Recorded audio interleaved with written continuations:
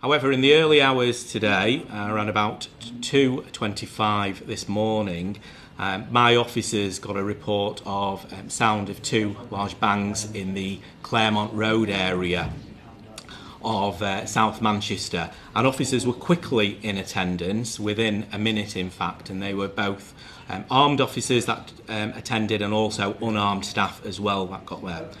And what they were faced with was a large crowd of a number of hundred people, several hundred people in the area who were celebrating, continue to celebrate Caribbean Carnival, and a number of those people had been injured, and there was a state of panic which our officers had to contend and deal with. And the first priority there was assessing what had taken place and tending to a number of injured people as well, and applying first aid and making sure the wider emergency services attended.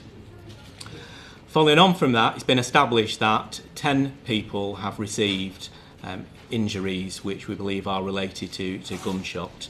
At the moment, those are pellet injuries, has been described, and so our working hypothesis is it's probably a shotgun discharge. How many times that's been discharged is unclear at this stage, but forms part of our investigation. And those injured people have been taken to hospital. One of the 10 has discharged themselves, and the other 9 remain. What I would point out, thankfully, is that the injuries are serious for some people. They're not life-threatening. However, can't minimise the risk that the public were put into, and the fact that this could have been far more worse. It could have been people with life-threatening injuries, and we could indeed be investigating multiple murders.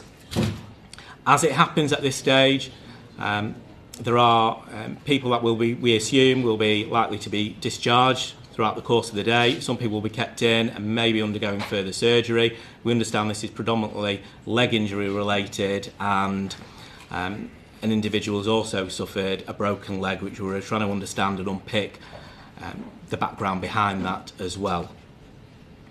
Now, there is a crime scene in place as an attempt murder investigation is ongoing. We've got senior detectives involved in that investigation, and a scene around the Claremont Road area of South Manchester is still in place and will likely remain so for the next few hours.